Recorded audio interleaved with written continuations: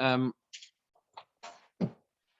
Shemini, I would say that there are two interesting parallels with the parsha, with the beginning of the Torah, Bereshis. This is, if you look carefully, you'll see this. We're going to mainly deal with one of them, but hopefully we'll have time to touch on the second one as well. The idea of what transpires, if you like, at the beginning of the Torah is the whole episode of Cain and Hevel, where we talk about the notion of what it means to bring korbanos. The first korbanos introduced there, right? That's the whole the first issue, if you like, with korbanos. Rav Hirsch brings a fascinating parallel between that and the korbanos of Nadav Avihu, because it's again the first korbanos, effectively. I mean, it's not really, because you have the korbanos of the Shivas Yemei Miluim and Yom Hashmini, right? But then you get to the korbanos of Nadav and Avihu, so it's almost like it's the first time the korbanos are being brought. This is the first day when it's being done normally, if you like, right? Apart from Moshe Rabbeinu, the first 7 days. And here, what effectively the Torah, he says, is conveying is that there is a critical distinction made between a korban that's rejected and a korban that's accepted. You say, okay, why is that such a chiddush? I mean, obviously you have korbanos that are accepted and your korbanos that are rejected. Why is it? Why shouldn't that be the case? And the answer is because that there has always been the claim. There has always been the claim. Unfortunately, it's a claim of kfirah, of heresy. The idea of the sacrifices, quote unquote, being there to appease to appease God, in the sense that however they're bought, it doesn't really matter. It doesn't matter what the intention is. It doesn't matter what the what the mindset is. The idea is that this idea is a pagan idea. The idea that it's there to appease God, in the sense that it's not to do with the person and their intentions and their motivations and the way they think through the whole process and everything else. So the Torah conveys through the story of Nadav and Avihu the idea that the value of the Mishkan and everything associated with it depends on how we behave, and it depends on what we put into it and what we do with it. So in other words, at the very same time that there are korbanos that are accepted, the korban of the people, at the same time there are korbanos that are rejected.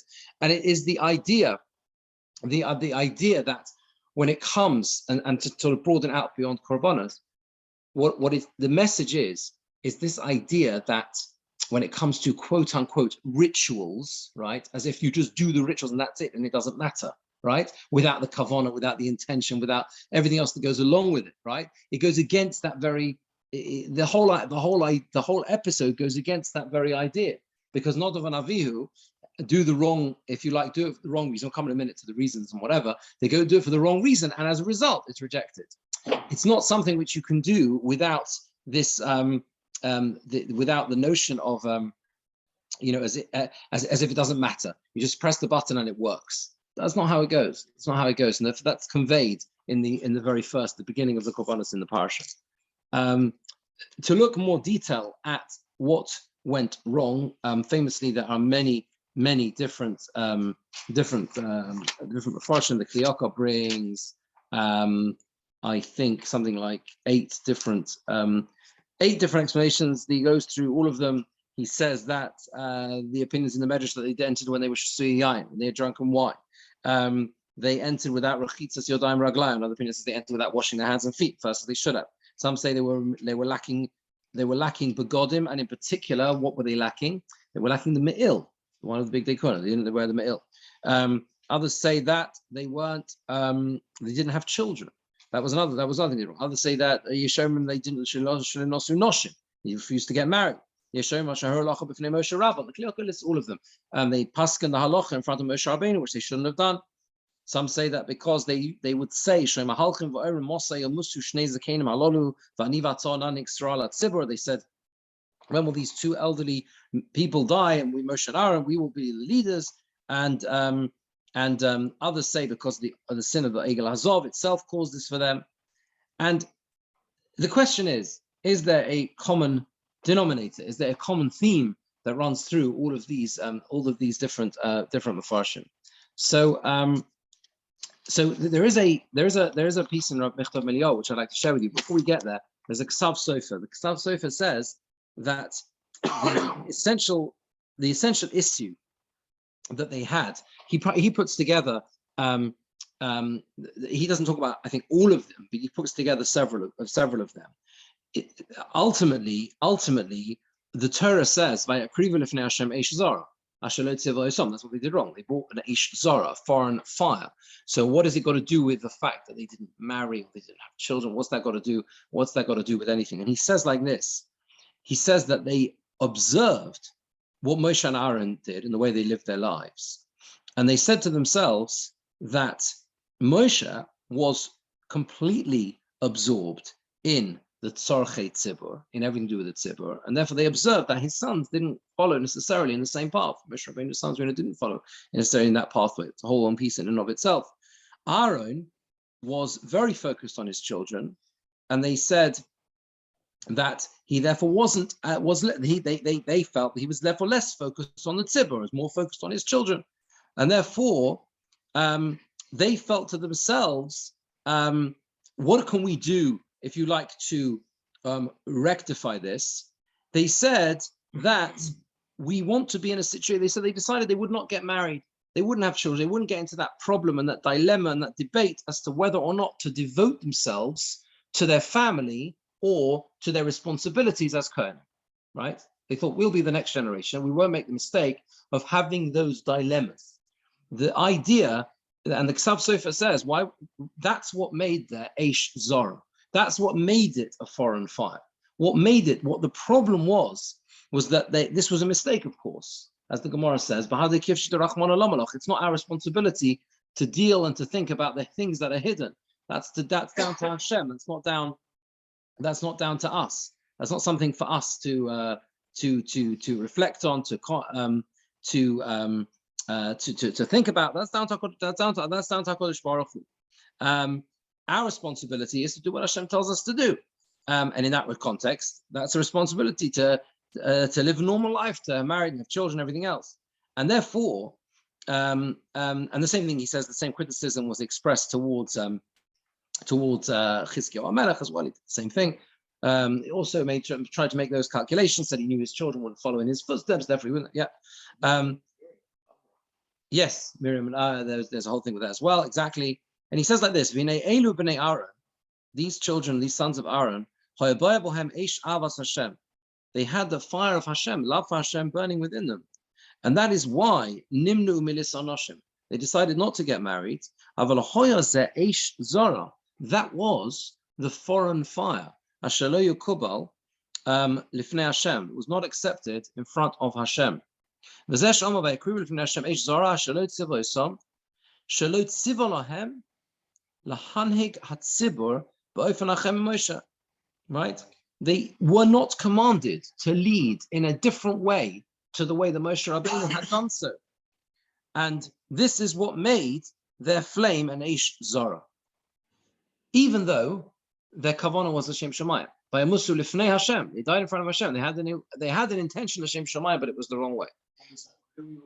Ksav Sofer. And therefore the idea that the Ksav Sofer is trying to convey here is the idea that their mistake was that although it's difficult, it's essential to try and find a balance between one's own needs, the personal responsibilities we have towards our own families, everything else, and our wider responsibilities towards the tzibur, towards the community, towards our need for personal growth and ruchnius and spirituality.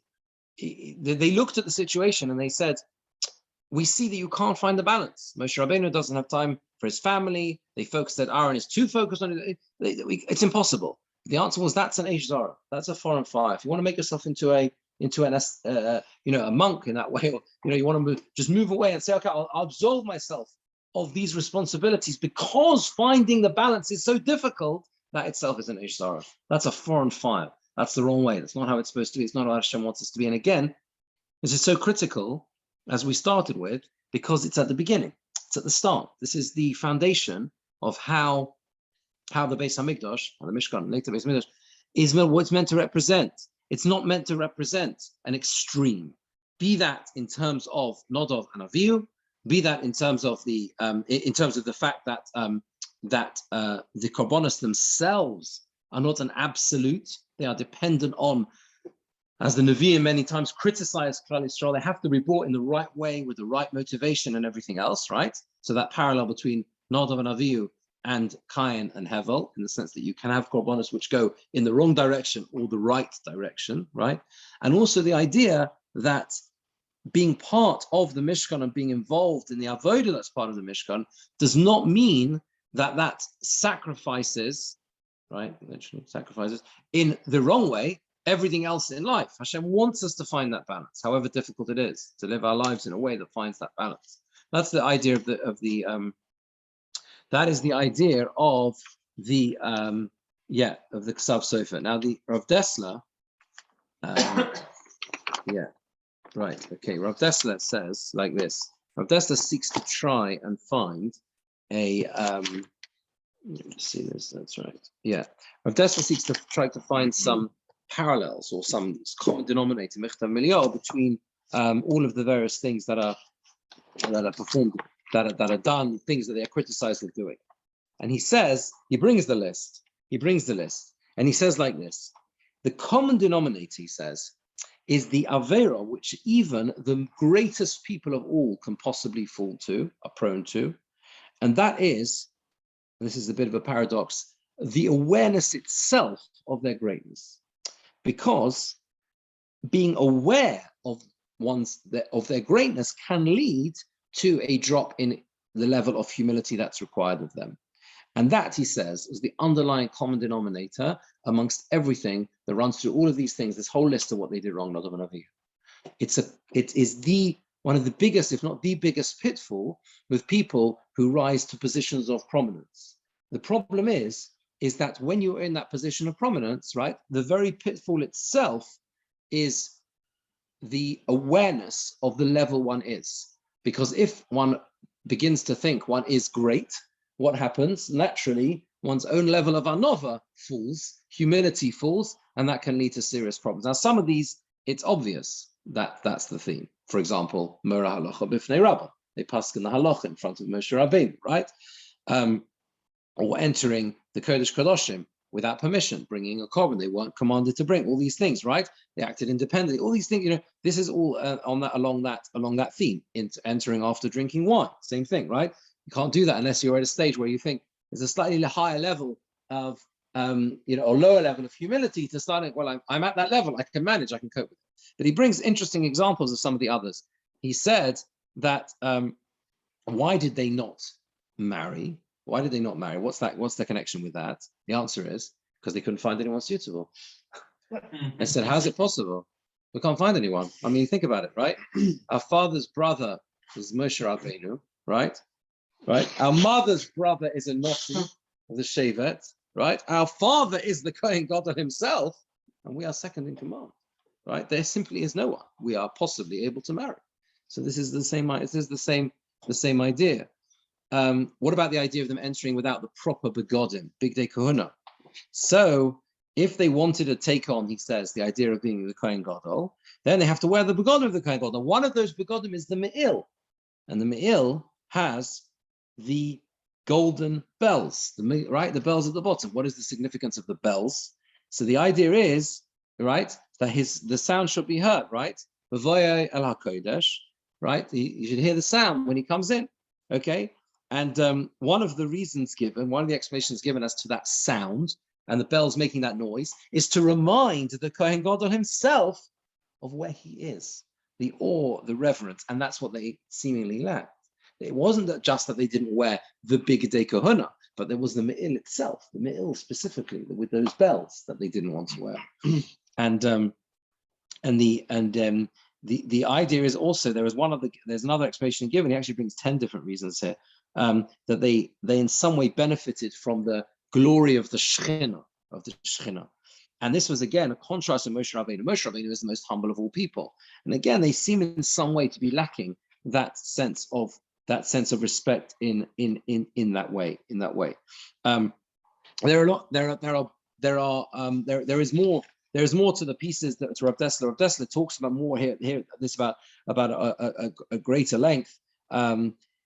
He says that the idea. He talks about the idea of the significance of the fire. Moshe, the Nadav Avihu, in a sense, what they demonstrated was tremendous enthusiasm. They tremendous passion for the service of Hashem. He says you can have enthusiasm, which is outward excitement. That's what you can have, right? And that is usually only temporary, fades after a short time. You can have inner enthusiasm. And that is something which is within oneself, that you bring the Shekhinah into your own heart. And that is something which doesn't fade over time. And that is something which is more significant and more serious, if you like. Based on their madrega, he says, they are judged by a higher standards. They were judged on the fact that it seems that their excitement for what they wanted to achieve wasn't at the higher level it should have been. And therefore, the Aish, if you like, consumes them, the fire consumes them because their level of enthusiasm wasn't correct. Maybe it wasn't deep enough, it wasn't within them enough.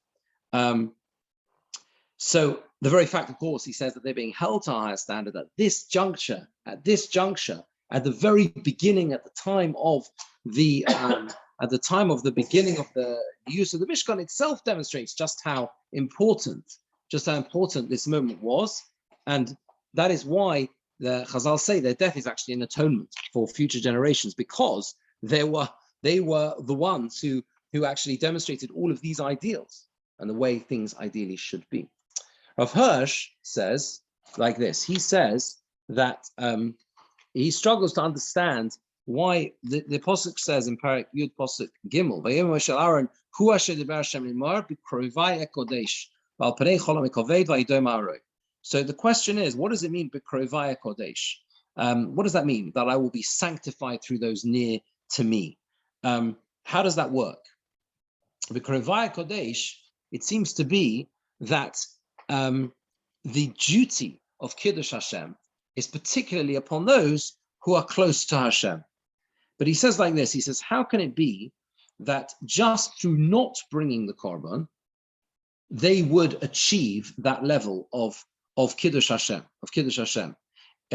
in other words, the idea seems to be that they had a duty to perform a Kiddush Hashem, and that would have made Hashem appear b'chvodah in all his honor and glory had they done properly what they were supposed to do. However, they didn't do so, and he says just to not doing something, how would that create such a Kiddush Hashem? So he goes through different possibilities, and he says the most likely pshat here in the posuk is that Hashem says like this, that the idea of what transpires with Nadav and Avihu is that it conveys the fact that Hashem's will itself is absolute, that there are no limitations, there is nothing holding back the possibility of Hashem's judgment. The Krovai Kodesh, those very strong actions against even those who are close to me, demonstrates the absoluteness, if you like, of Hashem's will. If even the greatest people are not allowed to deviate in any way from Hashem, that's al pnei kol ha'am ekoved. I will be honored through all of the people. Al pnei kol ha'am ekoved. Koved is like heavy. The weight, if you like, of the burden of the right way to behave will rest upon all other people as well. And he says, in other words, the idea, what he's saying is that the B'Krovai Kodesh, those are closest to me, I will be sanctified, is the very fact that Hashem says, through not overlooking the Chatoim, through not overlooking the sins of these great people, we see that Hashem's will is absolute. Vayidom Aaron, and Aaron is silent. Why? Vayidom Aaron implies that, so we understand this in different ways. Vayidom Aaron, what is the silence of Aaron? Aaron is accepting it. Rashi says, Kibel Schal Shtikose, accepts reward, payment for being quiet, for being silent. What is his reward? The reward is that the next parsha, the parsha of Shesui Ayin, Those who drink, right? That's told that not to come into the Mishkan having drunken wine. That's told specifically to Aaron himself. It also implies, says Rav Hirsch, some element of consolation. And what is the consolation to Aaron here? The very consolation is to Aaron, had his sons not been a big Krovei Hashem, had they not been so close to Hashem, maybe what they did wrong would have been forgiven. The reason why they were dealt with so harshly was because it was such an important message for the people to understand. It is the critical message here could only be delivered through people of their stature. When it comes to, he brings the modern point of view, that's what he calls it. There's immunity to people of great intellect who can overlook their, if you like, moral lapses. And therefore, according to that view, they should be treated with greater leniency. The Bikrovaya Kodesh is the very fact they were on this level, they had to be dealt with in this way, so that all of the people, Hashem says, I will be honored amongst all the people. It's a very important point. It explains what the comfort is to Aaron. The comfort to Aaron is, by Yidom Aaron is silent, because he realizes that that lesson could only have been delivered through people of such great stature. Of course, it was a tragedy that it had to happen, but it was only through that stature of those that proved their stature, if you like. So the final idea I'd like to show you is this, the idea of the second parallel to Bereshis, which is a fascinating one. The first parallel we said is with the Korbanos, Nadav Avihu, and the idea that the Torah conveys to us that what is critical when it comes to the service of Hashem, whether it's Korbanos, whether it's our tefillah, whatever it is, we have to understand that it has to, the motivations and what we put into it is critically important. The second half of the parsha is kashrus, right? Now, as many Mefarshim point out, this is at a critical juncture in the Torah, okay? This is really like the beginning of the Torah, if you think about it in some sense, right? Halfway through the parsha. Why? Because you've got the whole, all the way through after Yetzias Mitzrayim, you've got the Mishkan, Egel Hazah, everything else, Mishkan, and then you've got the inauguration, you've got the way the Mishkan is, the whole Seder of the Korbanos, how it's going to work, everything else. And then you have the first of these individual Maaseh Mitzvahs, which goes through then all the way through basically Tazria, Metzora, Achrimos, Kedoshim, the whole thing, right? This is basically how we are able to elevate ourselves in terms of Kedusha. There are some questions on certain aspects of why, for example, Acharemos and the Avodah of the Kohen Gadol is there, Yom Kippurim. Okay, but leaving that to the side, the beginning, halfway through Parshas Shemini, with the kashrus, it is the moment where we talk about personal sanctity, Kedusha, how we can raise ourselves up. So, Rav Nissim Alpert, who wrote a sefer called Limudei Nisan, he says this also has a very striking parallel to the beginning of the Torah. What is the very first mitzvah that Hashem gives mankind, right? Not to eat from the Eitz Hadas, right? Also, a restriction on eating. Don't eat in a certain way, but eat in this way, okay? Another parallel, because there's a third time that it occurs, and that's Yetzias Mitzrayim. Again, we leave Mitzrayim. What is the first mitzvah that's given? A mitzvah that surrounds Achila, around eating, the Korban Pesach, Matzah, right? So interesting. You have 3 times in the Torah where there's a new start, if you like, and each one is characterized by eating, right? The beginning of the Torah itself, in Bereshis, and specifically not eat, right? Not what you can't eat, right?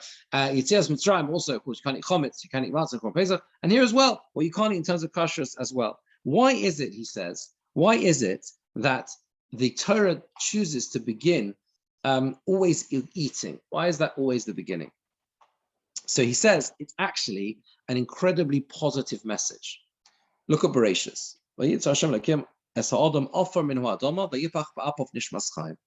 What are we? We are the merger of Ofar Minhu Adama and Nishmas Chaim. We are the merger between the dust and earth, right? The physical nature of ourselves, and the Nishmas Chaim, the life from our spiritual essence. Okay? At each stage in the history of humanity, in the history of our people, the Torah drives home to us this message, the positive message that we have a duty to take what is in the world and use it for the right reason, to engage with it, to enjoy it, to understand the beauty of the world around us, but to elevate it. to take that ofor minho adama that we are made from, as represented by food itself, right? Which is, if you like, the physical world, what we need to sustain ourselves, what we need to live, and imbue it with Kedusha. That's what we have to do. Adam Rishon is taught that message. We're taught that message at Yetzias Mitzrayim. We're becoming an Kodesh. At that moment, we become a holy people. How do we become a holy people? Again, with a positive message, not by leaving the physical world behind us, but by using it in the right way. You don't have chometz on Pesach, you have matzah. Everything is about how you, yes, enjoy the world, but enjoy it in a particular way. And then you come, of course, to Parshas Shemini as well. This is a new stage in the Torah. It's a new stage about Kedusha. Kedusha can be a very frightening word. What does that mean? Holiness. And the Torah says, begin with this simple message. Use the world, enjoy the world, but enjoy it properly. Enjoy it in a way that gives you spirituality, that gives you ruchnius, that isn't just for its own physical pleasure and everything else, right? As we know, that's the essence, according to many Meforshim, of the whole idea of kashrus, the idea that particularly you see this with the birds as well, what are we not allowed to eat? Those animals which have that negative nature to them, if you like. I think it's a very beautiful parallel. And again, it kind of fits very nicely with the parallel of Nadav and Avihu to Cain and Hevel, as well as this with Adam HaRishon, when we can learn from this parsha on both levels the idea of what it is to achieve greatness. Nadav and Avihu are, in a sense, and they are described as being incredibly great people. As Rav Dessler says, being great carries with it an Achilles heel. And that is the very awareness of the greatness, and understanding that can undermine you, right? If you realize, hold on a second, where am I? Should I really understand and keep working on the fact that I have that sense of humility? That's the essence of what is being conveyed there. And then kashrus itself, understanding that Kodesh Baruch Hu gives us the world to become great through it, not by separating ourselves from it, but by allowing it to elevate us. Thank you all for joining. Have a good Shabbos. Shkoyach, good Shabbos, shkoyach. Thank you very much. Thank you. Shabbos.